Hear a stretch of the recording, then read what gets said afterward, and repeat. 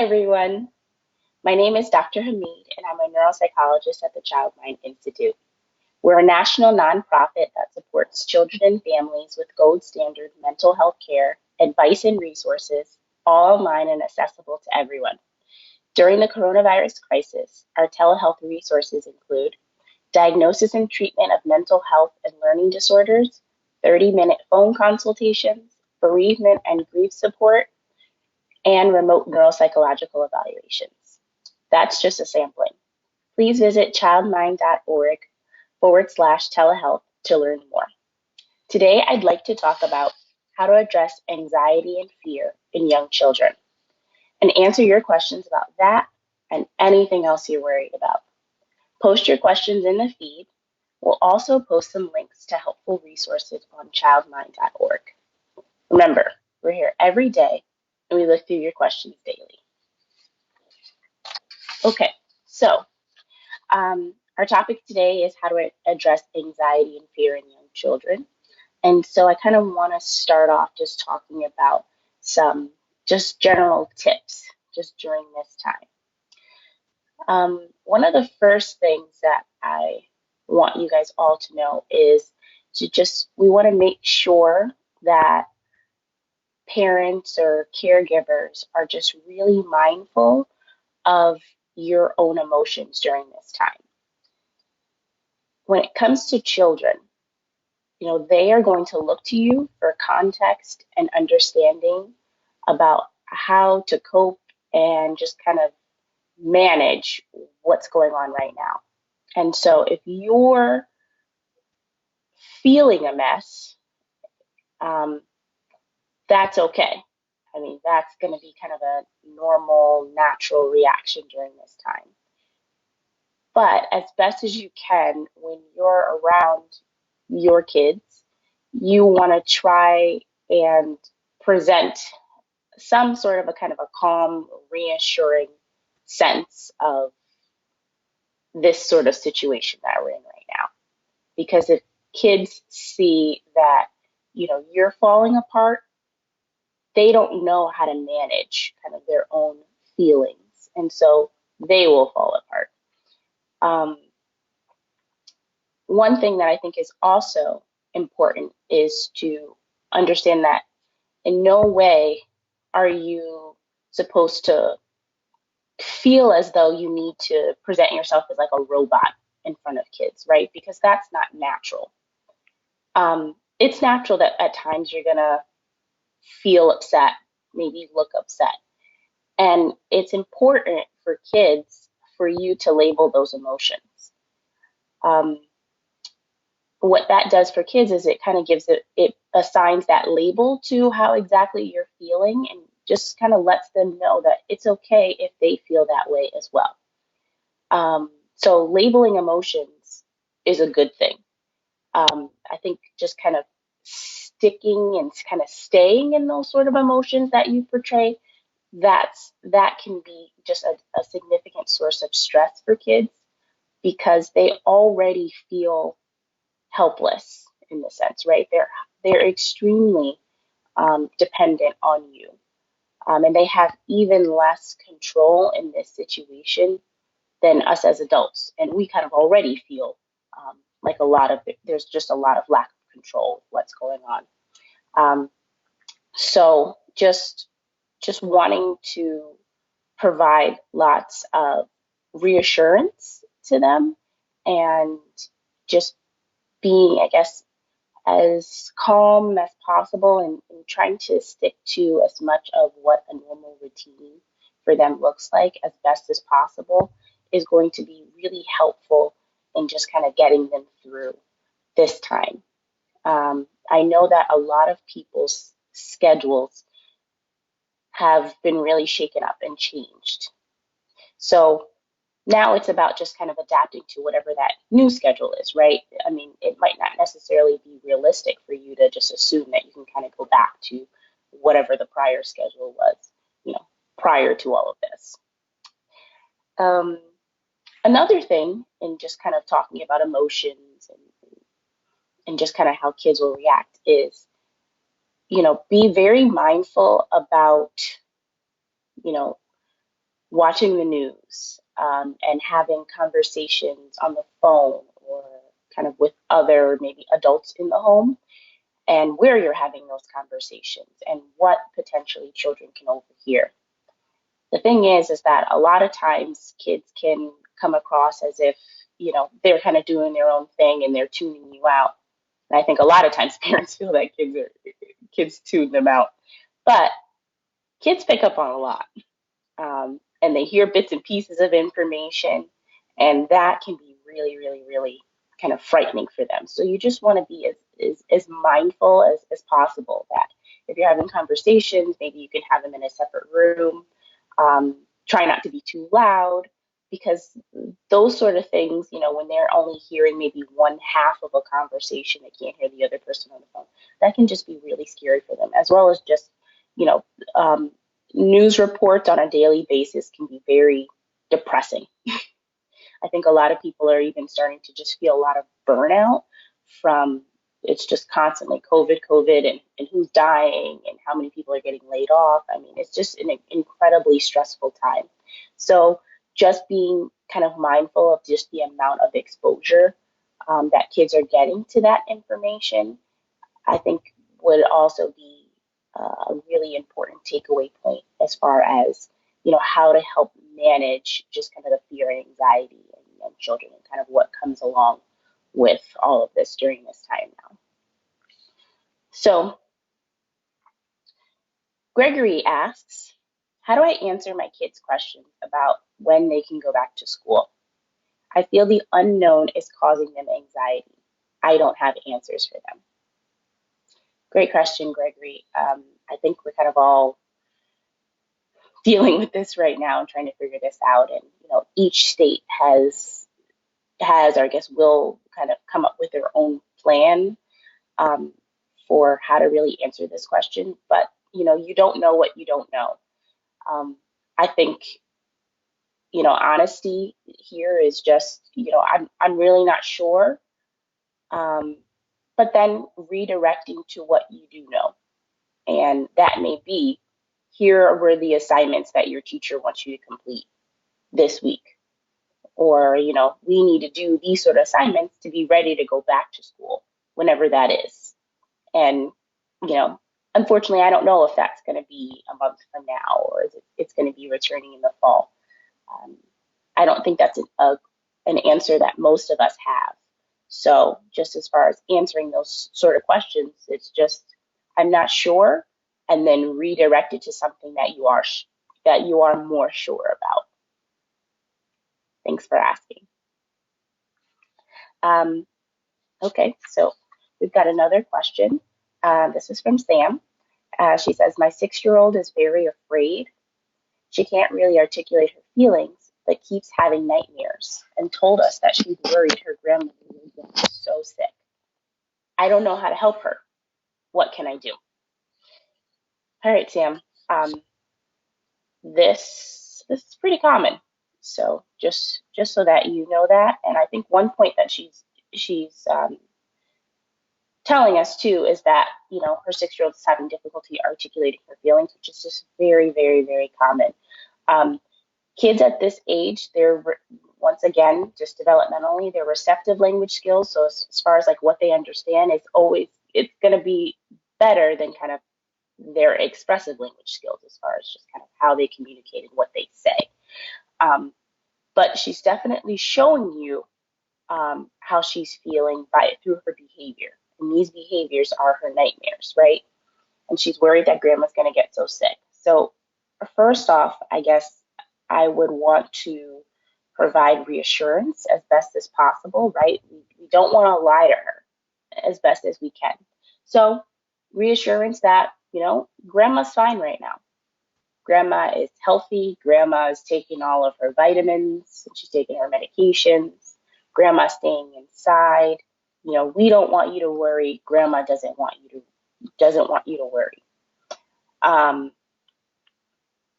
it may be helpful if you have kind of the technology in place to have video calls with grandma so that she can stay in touch and just have that connection.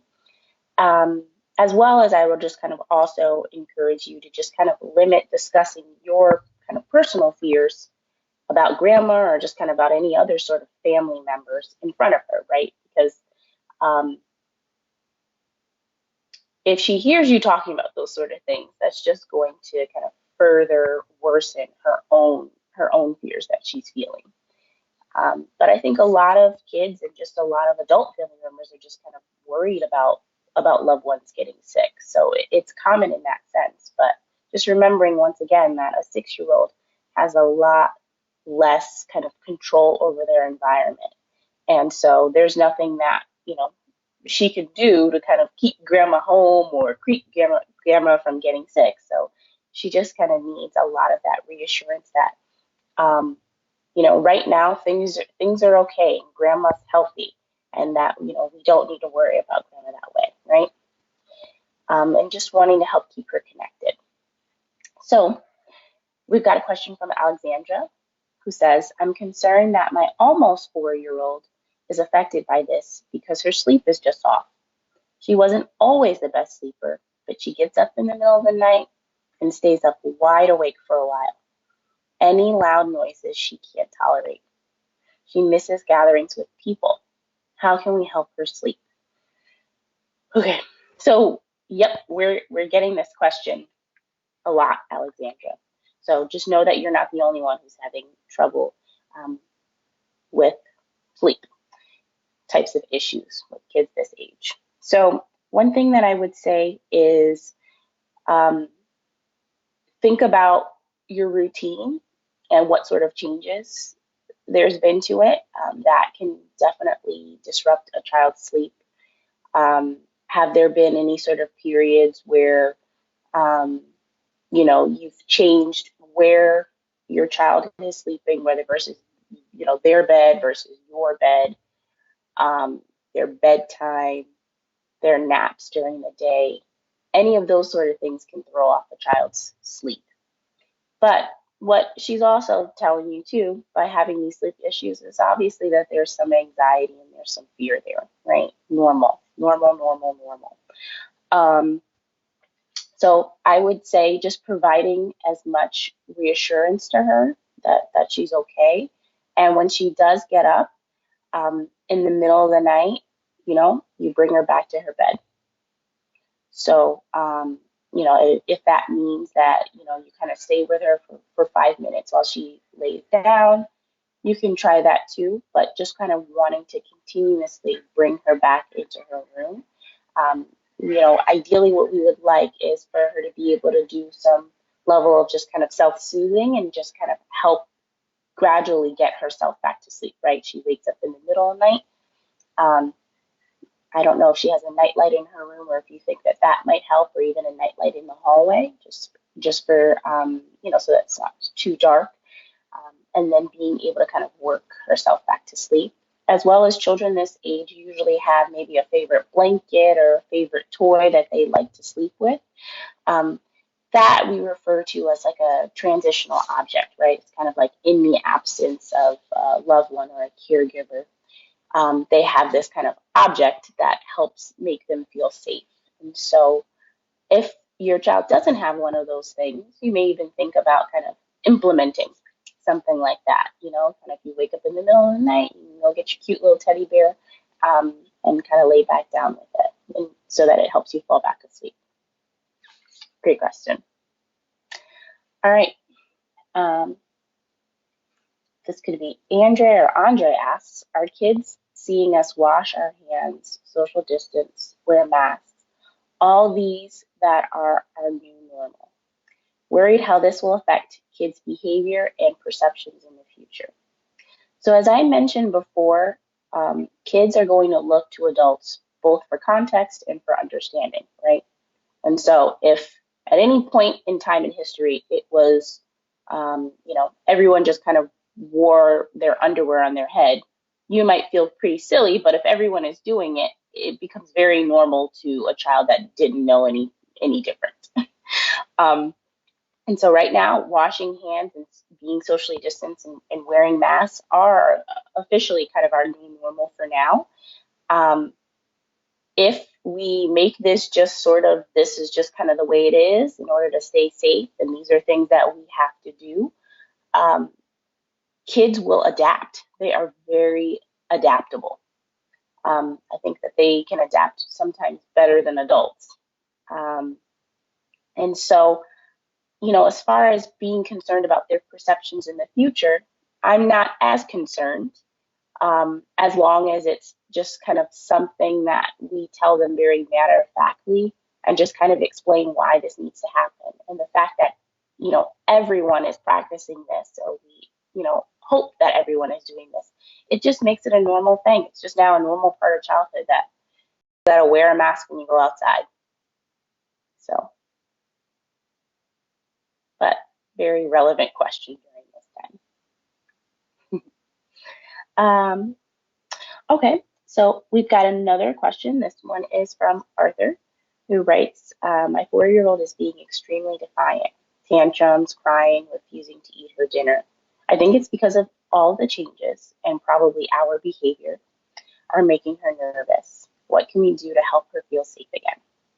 Okay, so, as I mentioned, that particularly kids in this age group, we're talking, maybe 7 younger, they sometimes, well, pretty commonly have difficulty communicating what they're thinking and feeling. And so a lot of times you'll see, um, kind of a semblance of how they're feeling through their behavior, right? And so now you're talking about just, these extreme behavioral reactions of kind of refusing things, crying, tantrums. All of this is your child is just trying to gain a sense of control, right?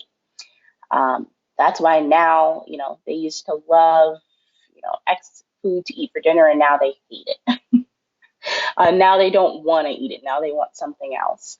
As well as, remember, kids have such difficulty when it comes to just regulating their emotions, which is why you get some kids, 1 minute they're screaming their head off, and then 2 seconds later, they're laughing. So just know, once again, that this sort of behavior, it can be very normal, but what we want to do is to try and manage it, right? We don't want this to just kind of prolong and go on and on and on. So, um, one of the things I recommend is just predictability, right? Um, the more that a child's environment and their schedule is predictable, their easier time they have with just kind of coping, right? Because then they know what to expect. And right now, we're going through a time where everything is so unexpected. And so, the more that you can give them just kind of that consistency in just their daily routine, the easier it's going to be. Um, Also, with all of the stress, right? Because you just have to imagine that they, in some way, are being able to kind of absorb and kind of feed off of some of the stress that you're feeling.